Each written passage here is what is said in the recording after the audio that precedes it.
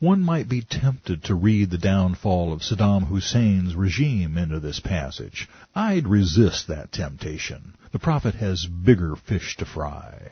And it shall come to pass in that day that Yahweh will whistle for the fly that is in the farthest part of the rivers of Egypt, and for the bee that is in the land of Assyria.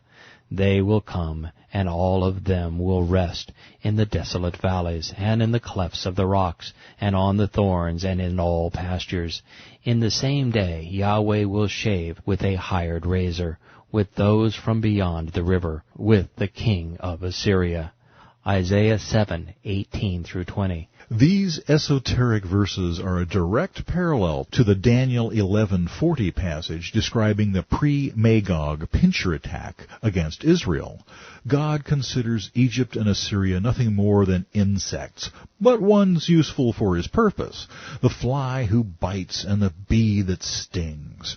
The last sentence could be a reference to Gog, who, with Assyria, Syria or Iraq, called the king of the north by Daniel, is a hired razor, a surrogate instrument of judgment in the hands of Yahweh, the means by which Israel will be brought to its life-saving epiphany.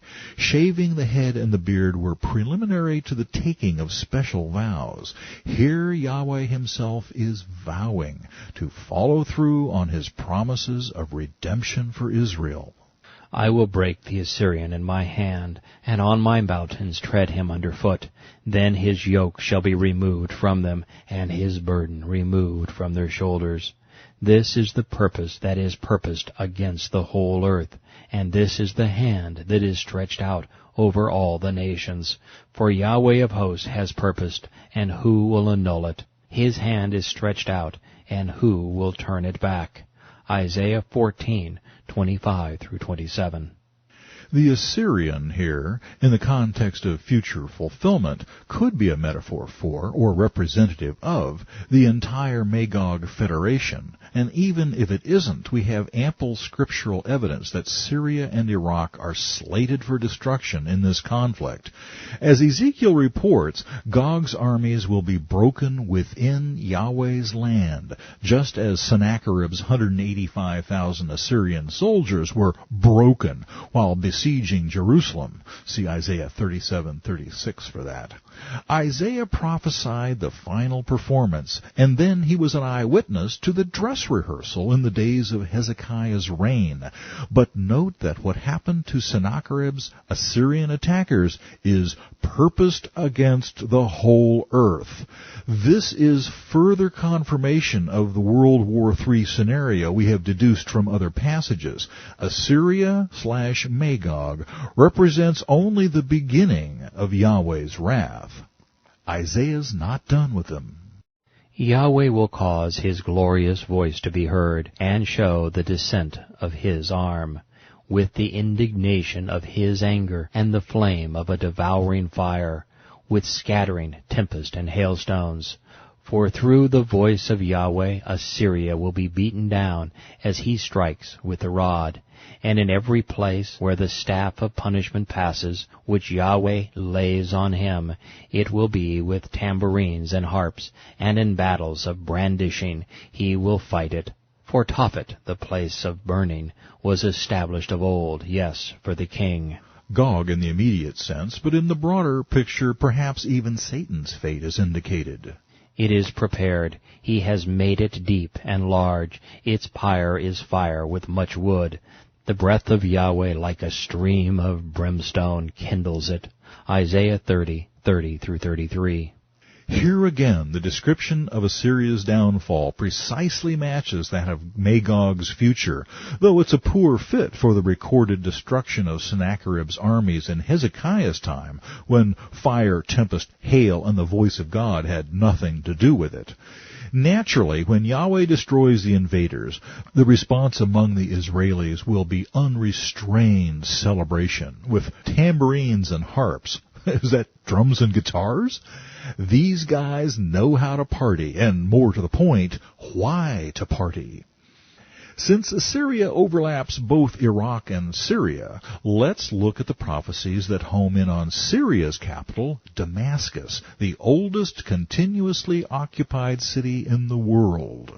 The burden against Damascus. Behold, Damascus will cease from being a city, and it will be a ruinous heap.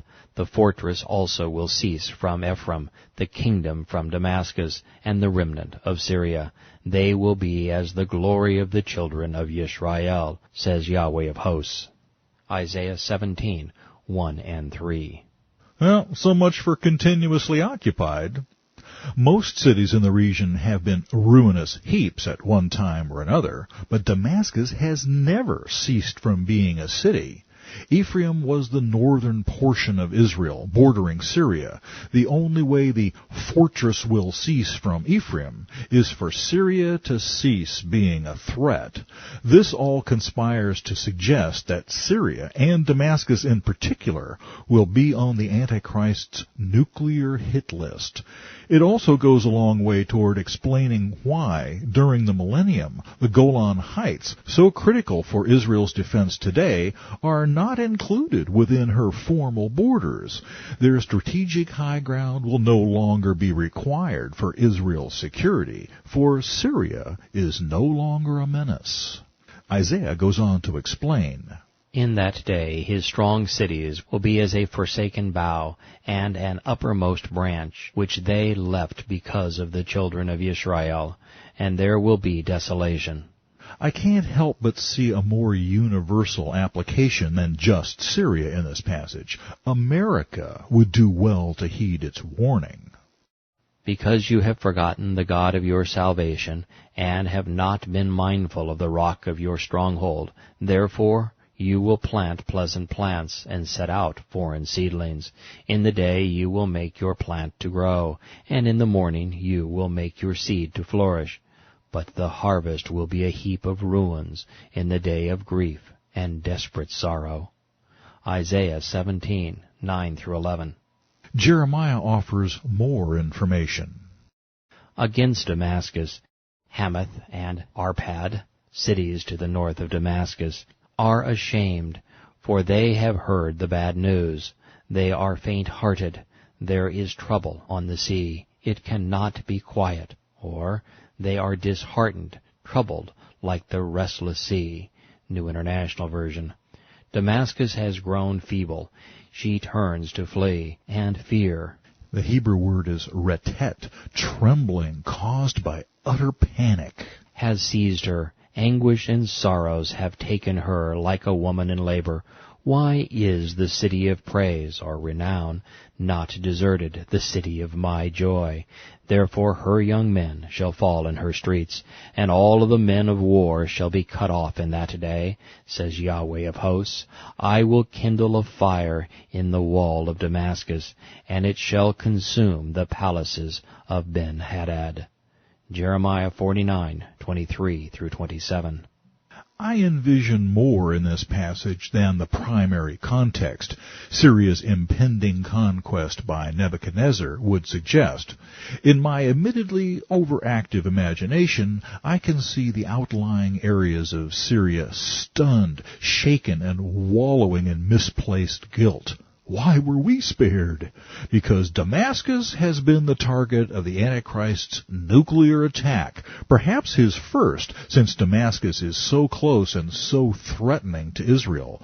Worse, Damascus had seen it coming. She had gotten advance warning, and yet she was in such denial, or such terror, that no efforts were made to evacuate the city. So Syria's entire defense structure, the wall, and political leadership, palaces, have been wiped out with the push of a button.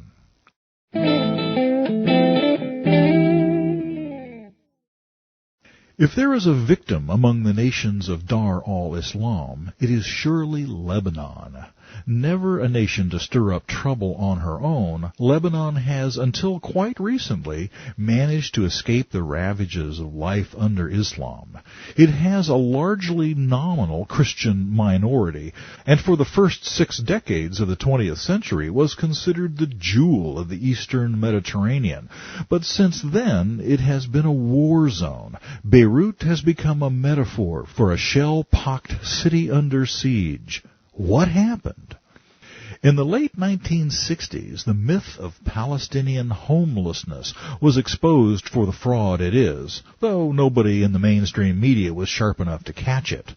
The descendants of the Arabs who had voluntarily left Israel in 1948 had become a majority in Jordan.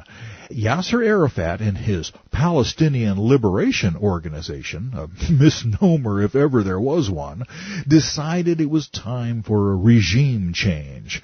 But after a 1.5-year-long struggle for power with the government of King Hussein, the PLO and its political party Fatah were finally evicted.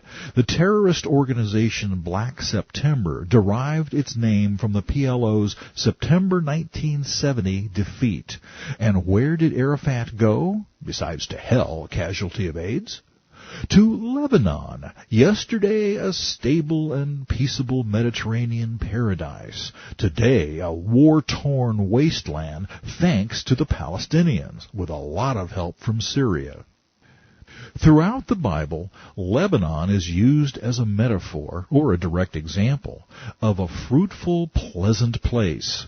We need to remind ourselves that the Lebanon we see today is only temporary. If you'll recall our discussion of Israel's promised borders, virtually all of Lebanon is included in Israel's geographical future, restored to its former glory. There is very little direct prophecy concerning Lebanon's future, but there are a few nuggets, like this one. Behold, Yahweh of hosts will lop off the bough with terror. Those of high stature will be hewn down, and the haughty will be humbled.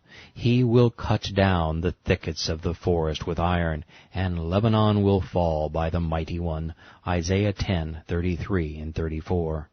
If any nation has ever been taught a lesson in humility, it is modern Lebanon. In ancient times, Lebanon was considered a paradise on earth. It was known for its magnificent cedars, tall and proud, which in turn became a metaphor for pride among men and angels. See Ezekiel 31. Something Yahweh hates. So I'm not suggesting that the current debased state of the country is the primary fulfillment of this prophecy, but it certainly fits. If Yahweh can use scum like the Antichrist and Gog as tools with which to achieve his goals, he can certainly use Yasser Arafat, though I tend to choke on the concept, to bring about his long-term objectives. Okay, so Lebanon has been humbled. Now what? Is it not yet a very little while till Lebanon shall be turned into a fruitful field, and the fruitful field be esteemed as a forest? In that day the deaf shall hear the words of the book, and the eyes of the blind shall see out of obscurity, and out of darkness. The humble also shall increase their joy in Yahweh, and the poor among men shall rejoice in the set-apart one of Yisrael. Here again we're peeking ahead a bit into the millennium. We see Lebanon restored to her former glory, those who troubled her brought to nothing, and the Holy One of Israel being worshipped, all things that look next to impossible as things stand today. But like I keep saying, Yahweh loves doing the impossible. If saving the world were easy, any God could do it. For the terrible one is brought to nothing, the scornful one is consumed, and all who watch for iniquity are cut off, who make a man an offender by a word, and lay a snare for him who reproaches in the gate, and turn aside the just by empty words. Isaiah 29:17 through 21. Whatever other fulfillments this prophecy has seen, the prophet's description of all who watch for iniquity fits Lebanon's Palestinian parasites to a T. In the gate means in matters of government. The deceitful rhetoric and terrorist agenda imported into Lebanon by Yasser Arafat's PLO made responsible and stable government impossible. But their reign of terror won't last forever. Beirut and Damascus have radically divergent futures.